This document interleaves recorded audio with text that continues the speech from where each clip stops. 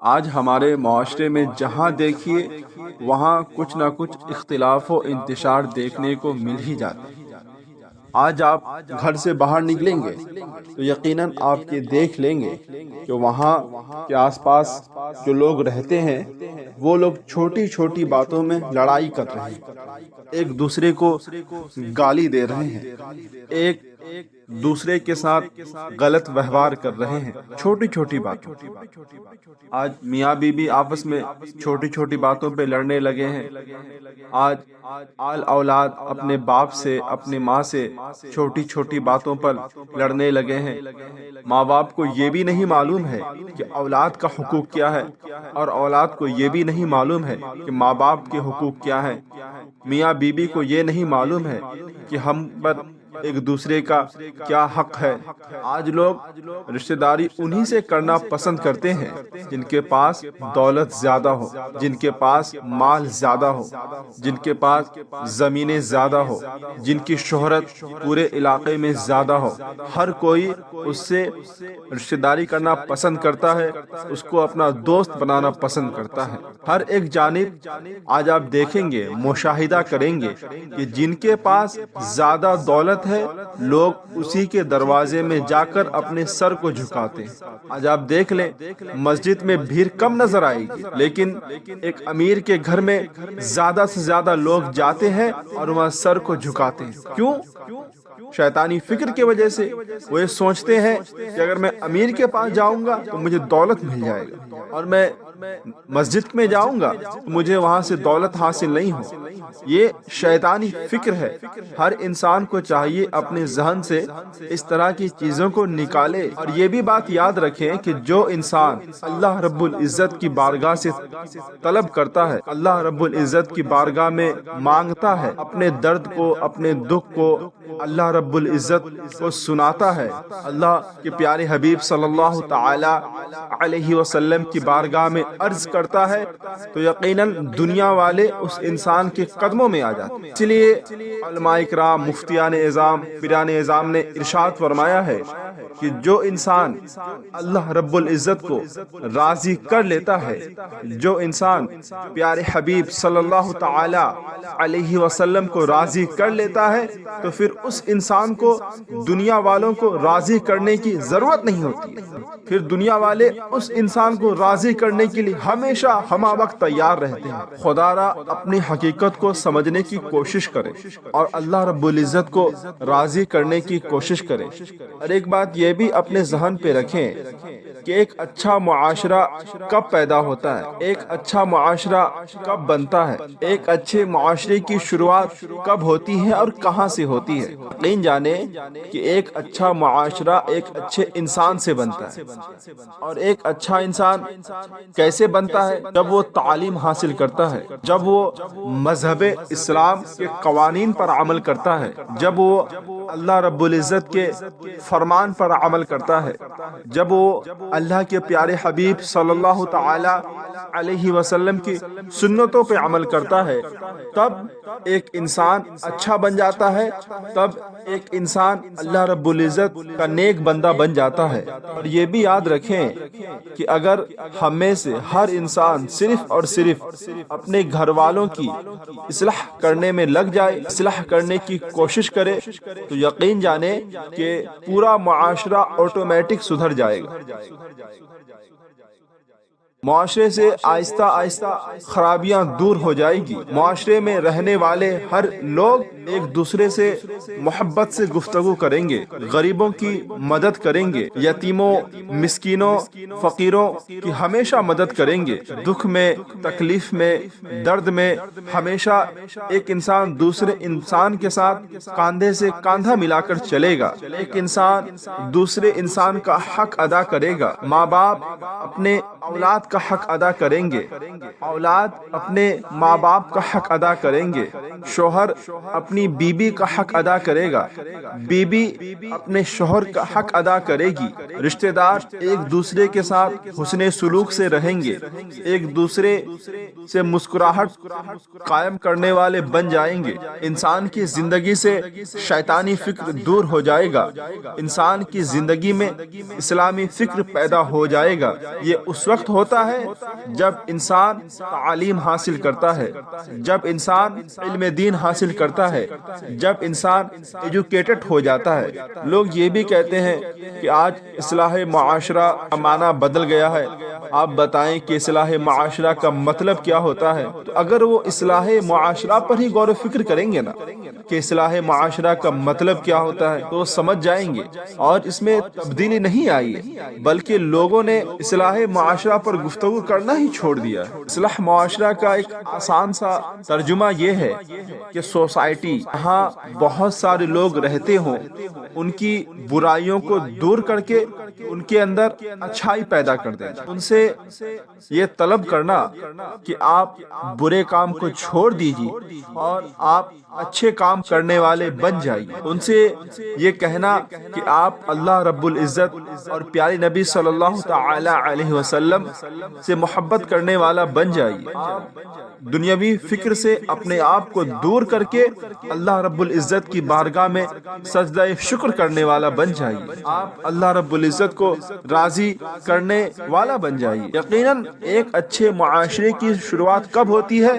جب اس معاشرے میں رہنے والے ہر ایک انسان علم دین سے آشنا ہوتا ہے، علم دین کو پہچاننے والا ہوتا ہے، اور جو وہ علم سیکھتا ہے اس پر خود بھی عمل کرتا ہے اور دوسروں کو بھی اس پر عمل کرنے کی ترغیب دلاتا ہے۔ اس وقت معاشرہ صحیح سالم ہو جاتا ہے۔ اور یقین جانے کہ ہمارے معاشرے میں جتنی بھی برائیاں آج موجود ہے ان سب کا حل مذہب اسلام نے بتا دیا ہے۔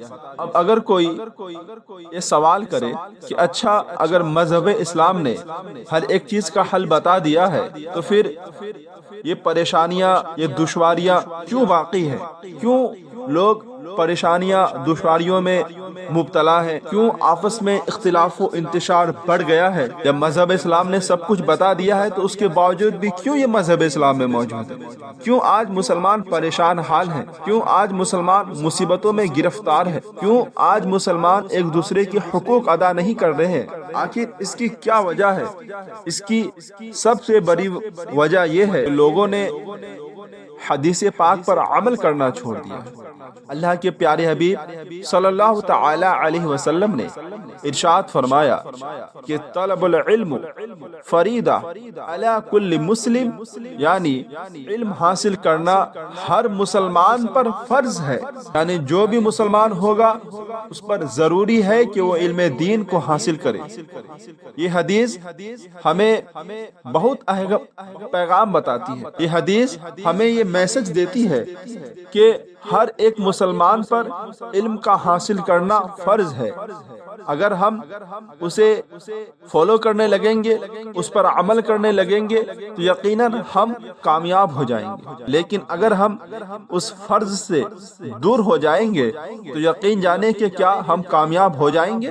کیا ہم کامیاب ہو سکتے ہیں؟ کیا ہم کامیاب کی منزل پر گامزن ہو سکتے ہیں؟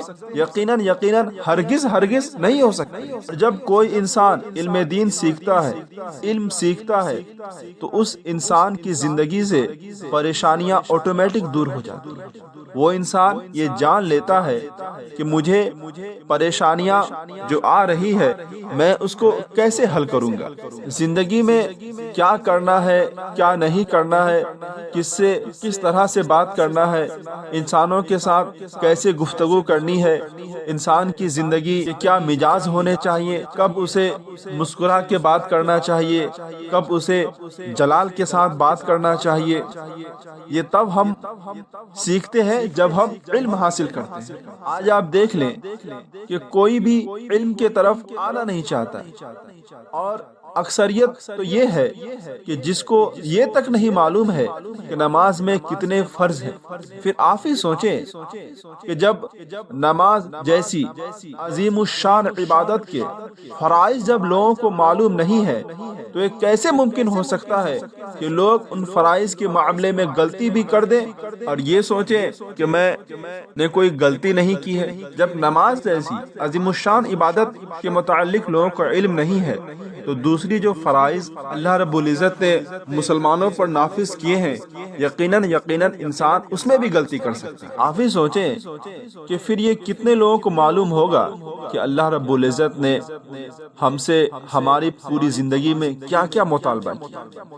ایک بات میں مثال کے ذریعے سمجھانا چاہتا ہوں کہ اکثر لوگوں نے قرآن پاک پڑھا ہوگا، بہت کم لوگ ایسے ہوں گے جنہوں نے قرآن کریم کو نہیں پڑھا ہوگا، لیکن کتنے لوگ ایسے ہیں جو قرآن کریم پڑھنے کے باوجود بھی نہیں سمجھتے ہیں کہ اللہ رب العزت نے قرآن کریم میں انسانوں کے لیے کتنی نعمتیں رکھی ہیں، اتنی ساری عظیم الشان خزانہ اللہ رب العزت نے انسانوں کے لیے قرآن کریم میں رکھا ہے۔ یقیناً لوگ نہیں جانتے ہیں کہ اللہ رب العزت نے ہمیں کون کون سی باتوں کا حکم دیا ہے اور کتنی باتوں سے اللہ رب العزت نے ہمیں منع کیا ہے۔ آج لوگوں نے قرآن کو صرف تلاوت تک ہی محدود رکھا ہے، کبھی اسے سمجھنے کی لوگ کوشش ہی نہیں کرتے ہیں، کبھی اس کے معنی پڑھنے کی کوشش ہی نہیں کرتے ہیں۔ ذرا آپ ہی بتائیں کہ کیا ہم نے کبھی یہ جاننے کی کوشش کی ہے کہ حلال کیا ہے، حرام کیا ہے؟ کیا ہم نے کبھی غور و فکر کیا ہے کہ جو کمائی ہم کر رہے ہیں اس میں حرام شامل ہے یا حلال شامل ہے؟ آج کوئی غور و فکر کرنا نہیں چاہتا الا ماشاء اللہ۔ اسی لیے مذہب اسلام نے علم دین حاصل کرنے پر زور دیا ہے، مذہب اسلام نے علم حاصل کرنے پر زور دیا ہے۔ ایک علم جو دین سے تعلق ہوتا ہے اور ایک علم جس کا تعلق دنیا سے ہوتا ہے۔ تو مذہب اسلام دنیا کے علم کو بھی حاصل کرنے کے بارے میں لوگوں کو کہتا ہے اور دین کے علم حاصل کرنے کے بارے میں بھی لوگوں کو کہتا ہے۔ یعنی ایک انسان جو صرف دین کو حاصل کر لے اور دنیا کے علم کو حاصل نہ کرے وہ انسان بھی پریشان رہتا ہے، اور ایک انسان جو صرف دنیا کے علم کو حاصل کرتا ہے دین کے علم کو حاصل نہیں کرتا ہے وہ بھی انسان پریشان حال ہوتا ہے۔ اسی لیے ہر مسلمان کے لیے ضروری ہے کہ وہ دنیا کے بھی علم کو حاصل کرے اور دین کے علم کو بھی حاصل کرے۔ دنیا کے علم جیسے انسان کو کیسے کمانا ہے، انسان کو کون سا ورک کرنا ہے، انسان کو کون سا جاب کرنا ہے، انسان کو کون سے کمپنی میں زیادہ فائدہ ہے، انسان کو کون سے بزنس میں زیادہ فائدہ ہے، بزنس کیسے کیے جاتے ہیں، محنت و مشقت کتنی زیادہ ہوتی ہے۔ کچھ انسان ایسے ہوتے ہیں دکان کھولنا چاہتے ہیں، کچھ انسان دکان کھولنے کے باوجود بھی قرضے میں ڈوب جاتے ہیں، کچھ انسان دکان کھولتے ہیں لیکن ان کی دکانیں خوب چلتی ہے تو وہ کامیاب ہو جاتے ہیں۔ اسی طرح کی دنیاوی جتنی چیزیں ہیں، یعنی دنیا میں رہ کر انسان کو کیا کھانا ہے اس کے لیے محنت کرنا ضروری ہے، انسان کو کیا پہننا ہے اس کے لیے پیسے جمع کرنا ضروری ہے تاکہ انسان اپنی چیزوں کو خریدے اور اپنے جسم کی حفاظت کرے۔ لیکن وہی انسان جب دنیا کے چیز کو سیکھ لیتا ہے لیکن وہ دین کو نہیں سیکھتا ہے تب وہ انسان یہ بھول جاتا ہے میں جو یہ کما رہا ہوں حلال طریقے سے کما رہا ہوں یا پھر حرام طریقے سے کما رہا ہوں۔ اس لیے مذہب اسلام نے ہر مسلمانوں پر ضروری کر دیا ہے کہ وہ علم کو سیکھے اور اس علم کے ذریعے یہ پہچاننے کی کوشش کرے کہ میں حلال طریقے سے رزق کماؤں تو اس کی کیفیت کیا ہوگی، اور اگر میں حرام طریقے سے رزق کماؤں تو اس کی کیفیت کیا ہوگی۔ یہی وجہ ہے کہ زیادہ تر لوگ پریشان ہوتے ہیں، زیادہ تر لوگ پیسے ہونے کے باوجود بھی زندگی پر رونے لگتے ہیں۔ ان کے پاس کافی پیسے ہوتے ہیں لیکن ان کے پاس سکون نہیں ہے، ان کے پاس پیسے ہونے کے باوجود بھی ان کے آل اولاد لاپرواہ ہو گئے ہیں۔ جب وہ مر جاتے ہیں جن کے ہاتھ میں وہ اپنی پراپرٹی اپنی دکانوں مکان کو دے کے جاتے ہیں، اپنے بزنس کو سپرد کر کے جاتے ہیں، وہ اس کو بڑھاتا نہیں ہے بلکہ گھٹا دیتا ہے، اس کو بیچ کے کھا جاتا ہے، اور یہاں تک کہ یہ بھی ہوتا ہے کہ وہ قرض میں ڈوب جاتا ہے اور وہ دکانوں مکان کو بھی بیچ دیتا ہے۔ اسی لیے مذہب اسلام علم دین حاصل کرنے پر ہر انسان کے لیے ضروری قرار دیا ہے تاکہ انسان یہ پہچاننے کی کوشش کرے کرے کہ میری زندگی کیسی ہے، میری زندگی اللہ اس کے رسول کے راستے پر ہے یا پھر میری زندگی شیطان کے راستے پر۔ دنیا میں اللہ رب العزت نے ہمیں اسی لیے پیدا کیا ہے کہ ہم دنیا کی زندگی کو دیکھیں، یہاں کے فتنے فساد سے محفوظ رہیں اور اللہ رب العزت کو راضی کریں۔ یقین جانیں کہ ایک انسان اگر مسجد میں رہتا ہے تو 24 آورز وہ اللہ اللہ ہی کرتے رہے گا، اس انسان کی کیفیت الگ ہوتی ہے۔ لیکن ایک انسان جو ایسی جگہ ہے جہاں چاروں جانب برائیاں ہی برائیاں پھیلی ہوئی ہے اور وہاں وہ اگر اللہ اللہ کرتا ہے، وہاں اگر وہ برائیوں سے محفوظ رہ کر ذکر و اذکار کرتا ہے تو وہ انسان زیادہ تقوی والا کہلائے گا، وہ انسان اللہ رب العزت کے نزدیک زیادہ عزیز ہوگا، کیونکہ جہاں سارے لوگ بیٹھ کر اللہ اللہ کرتے رہے تو وہاں تو انسان اللہ اللہ کر ہی دیتا ہے، لیکن جہاں تمام انسان برائیوں میں مبتلا ہے، تمام انسان غلط کام میں مبتلا ہے، وہاں رہ کر کوئی نیک بندہ بن جائے، وہاں رہ کر کوئی اللہ اس کے رسول کی باتیں کرے، یقین جانے کہ وہ انسان جنتی ہے، یقین جانے کہ اس انسان کو دیکھنے والا بھی جنتی ہے اور اس انسان کی باتیں سن کر عمل کرنے والا بھی جنتی ہے۔